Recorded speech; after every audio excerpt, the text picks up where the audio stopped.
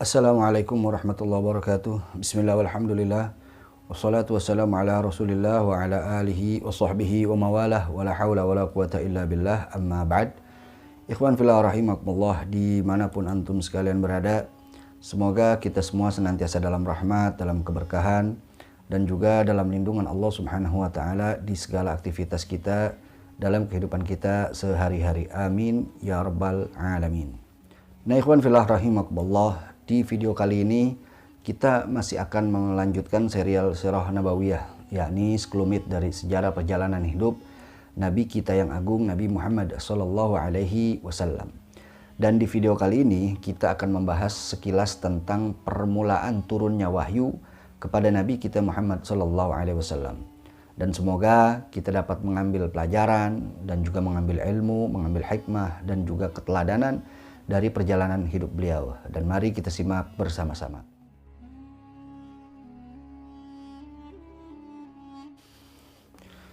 Nah ikhwan fillah rahimakumullah, ketika usia beliau memasuki 30 tahun, lahirlah sepupu beliau, yakni Sayyidina Ali bin Abi Thalib radhiyallahu an, yang merupakan anak paman beliau, yakni Abu Thalib, yang sedari kecil paman beliau ini mengurus beliau. Guna membantu meringankan kehidupan pamannya, maka beliau meminta izin untuk membantu mengasuh Ali bin Abi Thalib ini. Maka sejak saat itu Sayyidina Ali pun sering tinggal bersama Nabi Sallallahu Alaihi Wasallam. Dan ketika usia beliau 35 tahun, lahirlah anak beliau yang bernama Fatimah radhiyallahu anha, yang kemudian akan menjadi istri dari Sayyidina Ali bin Abi Thalib radhiyallahu an. Dan ketika usia beliau telah mencapai 37 tahun, beliau ini lebih suka mengasingkan diri atau beruzlah dan menjauh dari masyarakat. Beliau memilih Gua Hiro yang terletak di Jabal Nur yang jaraknya hampir 2 mil dari kota Mekah untuk tempat uzlahnya ini. Gua ini merupakan gua yang sejuk, yang panjangnya 4 hasta, lebarnya kurang lebih 1,75 hasta. Biasanya beliau membawa perbekalan berupa roti yang terbuat dari gandum dan air untuk persediaan makanan dan minuman beliau di sana. Beliau menghabiskan waktunya di sana selama bulan Ramadan untuk bertafakkur, memikirkan tentang kehidupan ini dan memikirkan tentang kondisi kaumnya yang terbelenggu dalam kemusyrikan dan juga terjerumus dalam perbuatan-perbuatan yang keji dan hina. Uzlahnya beliau ini tentu merupakan bagian dari tadbir atau skenario Allah Subhanahu wa taala dalam rangka memutuskan beliau dari kesibukan-kesibukan duniawi dan sekaligus mempersiapkan jiwa dan raga beliau untuk memegang urusan besar dan mengemban amanah yang agung sebagai Rasul. Dan beliau jalani kebiasaan itu setiap bulan Ramadan selama hampir 3 tahun. Dan saat usia beliau memasuki 40 tahun, tanda-tanda kenabian ini semakin nampak pada diri beliau. Mulai dari mimpi beliau yang sangat jelas, hingga bebatuan yang mengucapkan salam kepada beliau. Hingga pada puncaknya, saat beliau sedang uzlah di Gua Hiro, beliau didatangi sesosok makhluk yang beliau belum pernah lihat makhluk itu sebelumnya. Sosok itu ialah malaikat Jibril alaihissalam yang membawa wahyu dari Allah Subhanahu wa taala untuknya. Para ulama berbeda pendapat tentang kapan turunnya wahyu tersebut. Namun sebagian besar ulama berpendapat bahwa turunnya wahyu tersebut di malam 17 Ramadan. Dan hingga saat ini hari tersebut diperingati sebagai hari nuzulul Quran oleh kaum muslimin di berbagai wilayah. Saat itu malaikat Jibril alaihissalam mendekati beliau dan kemudian memerintahkannya untuk membaca firman Allah Subhanahu wa taala, yakni Iqra, yang artinya bacalah. Nabi sallallahu alaihi wasallam pun menjawab, "Ma ana biqari," aku tidak bisa membaca. Lalu malaikat Jibril pun memeluk beliau sampai-sampai beliau ini hampir kehabisan napas, sambil malaikat Jibril ini berkata lagi, "Iqra," bacalah. Nabi sallallahu alaihi wasallam pun kembali menjawab, "Ma ana biqari," aku tidak bisa membaca. Dan kejadian itu berulang hingga 3 kali. Dan akhirnya malaikat Jibril melanjutkan, "Iqra bismi rabbikal ladzi khalaq.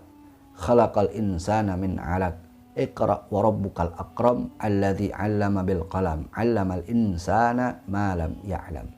Nah itulah surah Al-Alaq dari ayat 1 hingga 5 yang merupakan wahyu yang pertama yang disampaikan kepada Nabi Sallallahu Alaihi Wasallam. Peristiwa itu pun diceritakan pula oleh Sayyidatuna Aisyah radhiyallahu anha sebagaimana yang telah beliau dengar langsung dari Nabi sallallahu alaihi wasallam dan termaktub di dalam kitab Sahihul Bukhari.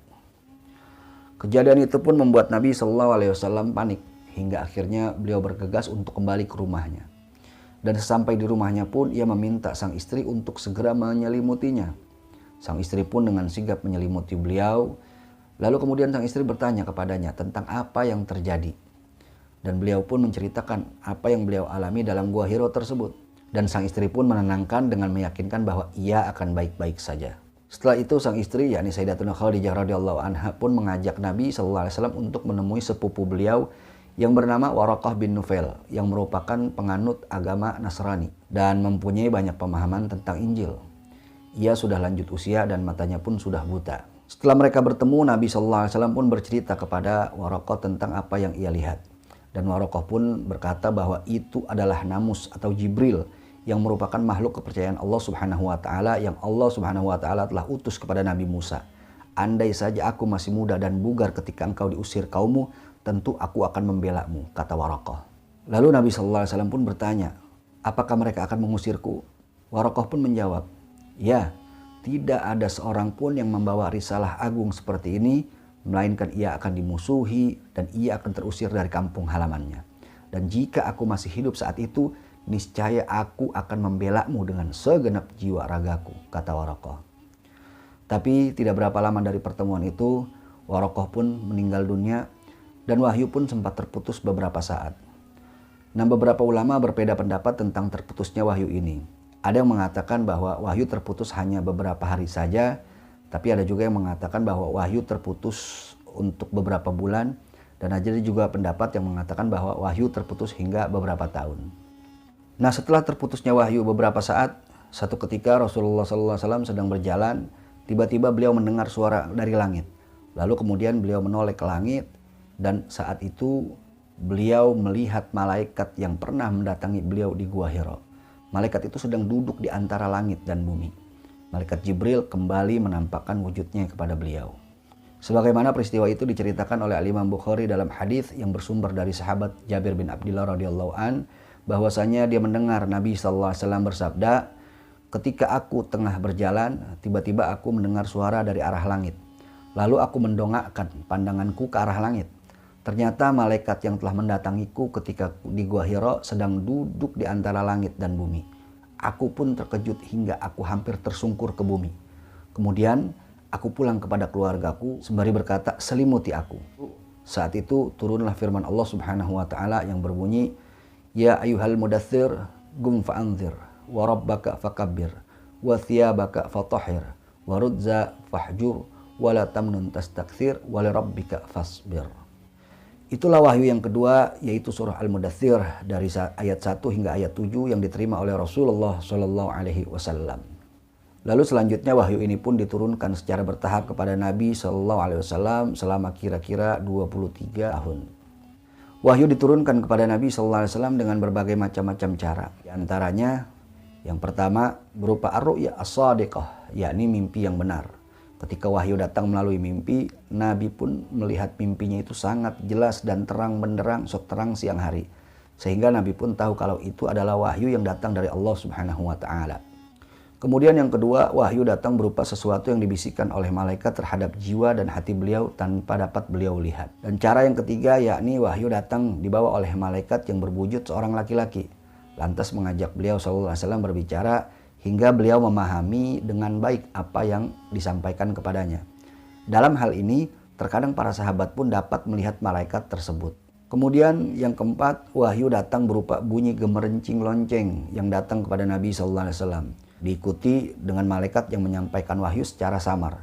Dan cara ini merupakan cara yang paling berat, sampai-sampai membuat beliau SAW bersimbah peluh, walau saat itu malam hari yang amat dingin. Demikian pula dapat mengakibatkan unta beliau hingga duduk bersimpuh ke bumi bila beliau sedang menungganginya. Dan pernah suatu ketika wahyu datang dengan cara ini. Pada saat itu paha beliau berada di atas paha Zaid bin Thabit radhiyallahu an, sehingga Zaid ini merasakan beban sedemikian berat yang hampir saja membuat tulangnya remuk. Dan cara yang kelima, yakni wahyu datang dibawa oleh malaikat dalam bentuk aslinya yang dilihat langsung oleh beliau SAW. Lalu diwahyukan kepada beliau beberapa wahyu dari Allah Subhanahu wa taala. Dan cara yang keenam, wahyu datang saat beliau berada di atas langit pada malam Mi'raj ketika diwajibkan sholat dan yang lainnya. Dan cara yang ketujuh, yaitu wahyu datang kepada beliau tanpa perantara malaikat, sebagaimana Allah Subhanahu wa taala berbicara langsung kepada Nabi Musa alaihissalam. Peristiwa seperti ini juga dialami oleh Nabi Musa dan diabadikan secara qat'i berdasarkan nas Al-Qur'an. Sedangkan kepada Rasulullah SAW hal itu terjadi saat beliau Mi'raj. Sebagian ulama menambahkan cara yang ke-8, yakni wahyu datang kepada beliau dengan cara Allah Subhanahu wa taala berbicara langsung kepada beliau tanpa hijab. Namun ini merupakan permasalahan yang diperdebatkan oleh para ulama salaf dan juga para ulama khalaf. Nah, wahyu yang kedua yang turun merupakan isyarat dari Allah Subhanahu wa taala kepada Nabi sallallahu alaihi wasallam untuk mengemban tugas dakwah yang mulia. Maka dari sinilah Rasulullah sallallahu alaihi wasallam memulai tugas dakwah yang mulia ini dengan segala resiko yang akan beliau hadapi untuk mengajak manusia keluar dari kegelapan menuju alam yang terang benderang. Nah, itulah sekilas peristiwa di mana turunnya wahyu pertama kali kepada Nabi sallallahu alaihi wasallam. Dan insya Allah kita akan lanjutkan kembali serial Sirah Nabawiyah ini di episode berikutnya. Semoga bermanfaat. Wallahu a'lam. Jika menurut Anda konten ini bermanfaat, jangan lupa subscribe channelnya, share videonya, dan terima kasih atas segala perhatian. Mohon maaf atas segala kekurangan dalam penyampaian. Insya Allah kita bertemu di lain kesempatan. Hadani Allah wa iyyakum ila siratil mustaqim. Wal afu minkum. Wassalamualaikum warahmatullahi wabarakatuh.